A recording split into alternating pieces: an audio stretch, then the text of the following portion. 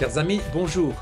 Cette année, la fête de Pourim qui se déroule le 24 et 25 mars a une saveur particulière, une signification prophétique, dans la mesure où l'Iran, la Perse d'aujourd'hui, menace Israël de destruction en se servant de ses acolytes, le Hamas, le Hezbollah, les Houthis du Yémen.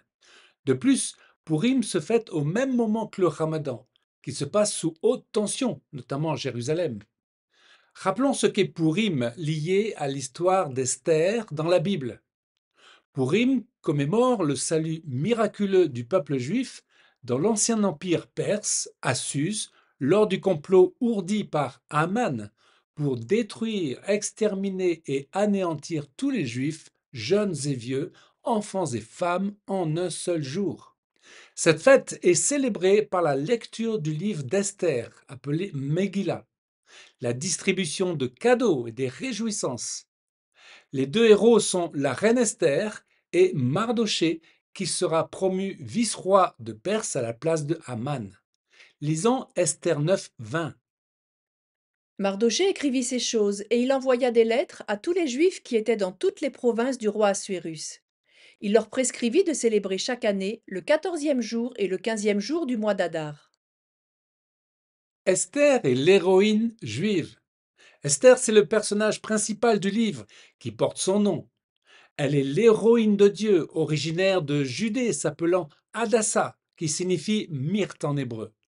Lorsqu'elle entre dans le harem royal, elle reçoit le nom de Esther, désignant le myrte en perse, qui a le sens de cacher en hébreu. Esther avait caché son identité juive. Dieu lui-même est caché, il n'apparaît pas dans le texte. On peut dire que le livre d'Esther possède un sens caché prophétique. Esther se trouve être au cœur d'un drame. Elle est confrontée à Haman, qui a la place de vice-roi de Perse, et nous voyons que cet homme démoniaque va influencer le roi pour détruire le peuple de Mardochée. Esther 3.8. Aman dit au roi: Il y a dans toutes les provinces de ton royaume un peuple dispersé et à part parmi les peuples, ayant des lois différentes de celles de tous les peuples et n'observant point les lois du roi. Il n'est pas dans l'intérêt du roi de le laisser en repos. Si le roi le trouve bon, qu'on écrive l'ordre de les faire périr. Nous voyons là les racines de l'antisémitisme. Esther prend alors une décision digne d'une reine, en acceptant de rencontrer le roi sans y être invitée. C'était un risque encourant la peine de mort. Le roi lui tend le sceptre d'or, car elle trouva grâce à ses yeux. Avant cela, Esther avait demandé à tous les Juifs la prière et le jeûne pendant 3 jours. Son courage se résume en ces mots: Si je dois périr, je périrai. Cette première victoire permet l'exécution de Haman au gibet qu'il avait prévu pour Mardochée. Pourtant, la menace écrite contre le peuple juif existe toujours. La loi des Mèdes et des Perses ne peut être ôtée, et l'édit d'extermination des Juifs ne peut être annulé. La solution est trouvée alors qu'Esther obtient une deuxième fois la faveur du roi. Esther 8.8. Le roi Assuérus dit à la reine Esther et au juif Mardochée: Écrivez donc en faveur des Juifs, comme il vous plaira, au nom du roi, et scellez avec l'anneau du roi. Car une lettre écrite au nom du roi et scellée avec l'anneau du roi ne peut être révoquée. Par ses lettres envoyées aux 127 provinces de Perse, le roi donnait aux Juifs la permission de se rassembler et de défendre leur vie en attaquant, et cela en un seul jour. Cette défense se transforme en victoire complète, car, dit la Bible, la crainte qu'on avait des Juifs s'était emparée de tous les peuples. Pourim 1946. L'histoire d'Esther recèle un mystère incroyable. Après la victoire miraculeuse des Juifs contre le décret d'Aman, il y a un autre événement décrit dans le chapitre 9. La reine Esther demande au roi de faire pendre les 10 fils de Haman qui avaient déjà été tués. N'est-ce pas étrange comme demande alors qu'ils étaient déjà morts? Était-ce prophétique pour une pendaison future? Oui, selon un événement de 1946 avec le procès de Nuremberg à la fin de la guerre. Creusons d'abord le mystère du texte hébreu. Voyons notamment l'anomalie dans certaines lettres dans la liste des noms des fils d'Aman. La lettre du Tav de Parshandata est écrite en petits caractères. La lettre Shin de Parmashta est écrite aussi en petits caractères. Le Zayin de Vaisata est écrit en petits caractères alors que le Vav du même nom est écrit en grands caractères. Ces petites lettres réunies forment un mot et les sages d'Israël, par des calculs en rapport à la valeur numérique des lettres, découvrent une date, 5707. Cette date, dans notre calendrier grégorien, correspond à l'année 1946. Cette date est également celle du tribunal de Nuremberg et celle de l'exécution par pendaison des chefs nazis qui, chose incroyable, étaient au nombre de 10, comme les fils d'Aman. Le jour de l'exécution, l'un des nazis particulièrement antisémites, Julius Streicher, eut cette parole stupéfiante avant de mourir. Il cria Purim 1946. Donnons maintenant deux exemples qui démontrent l'aspect prophétique de la fête de Purim et qui révèlent la fidélité de Dieu pour la protection de son peuple. Staline, il est mort le jour de Purim.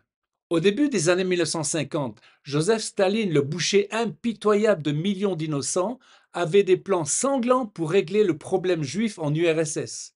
Au moment même où son plan allait être mis en exécution en 1953, il mourut à Purim. En 1990, Saddam Hussein d'Irak envahissait le Koweït. Il fit tirer 39 missiles Scud sur Israël. Des cibles civiles furent touchées, des bâtiments complètement détruits, mais les dégâts humains furent étonnamment légers. L'intention de Saddam Hussein était d'entraîner Israël dans la guerre, mais l'on sait que les USA ont attaqué l'Irak, ont été victorieux et les hostilités ont pris fin à Purim. Et qu'en sera-t-il pour l'Iran d'aujourd'hui? Les mollahs iraniens n'ont qu'un but, comme Amman le Perse, c'est la destruction d'Israël. Comme Amman, l'Iran a décidé, avec ses organisations terroristes amies et le soutien de nations islamiques, notamment avec le feu nucléaire, d'éliminer Israël en un seul jour. Croyons, les amis, que Dieu sera là pour s'opposer à ces plans diaboliques et sauver Israël. Aujourd'hui même, l'Occident essaie de négocier avec l'Iran, mais sans résultat. On est vraiment dans les temps prophétiques qui appellent la prière. Élever la bannière d'Israël. Le livre d'Esther dévoile que Aman est un descendant d'Amalek. Cet ennemi, Amalek, a déjà été sur la route des enfants d'Israël. Lisons Exode 17 qui raconte comment cet ennemi farouche peut être vaincu. Lorsque Moïse élevait sa main, Israël était le plus fort. Lisons également Exode 17, 14. Josué vainquit Amalek et son peuple au tranchant de l'épée. L'Éternel dit à Moïse: Écris cela dans le livre pour que le souvenir s'en conserve, et déclare à Josué que j'effacerai la mémoire d'Amalek de dessous les cieux. Moïse bâtit un autel et lui donna pour nom l'Éternel ma bannière. Il dit: Parce que la main a été levée sur le trône de l'Éternel, il y aura guerre de l'Éternel contre Amalek de génération en génération. Ce verset révèle que cette haine à l'encontre d'Israël est une atteinte au trône de l'Éternel. L'ennemi d'Israël est l'ennemi de Dieu. Alors réalisons l'importance de prier pour Israël. En priant pour Israël, nous défendons l'honneur de Dieu. S'adressant aux nations, le prophète Ésaïe précise ceci concernant Israël et le peuple juif. Préparez le chemin pour le peuple, ôtez les pierres, élevez la bannière. Chers amis, élever une bannière, c'est en quelque sorte prier, intercéder pour Israël, le présenter devant Dieu. Quand Moïse élevait ses mains, soutenu par Aaron et Our, la victoire contre Amalek était acquise. Alors, en ces temps cruciaux, soyons ces Our et Aaron aux côtés d'Israël. Amen.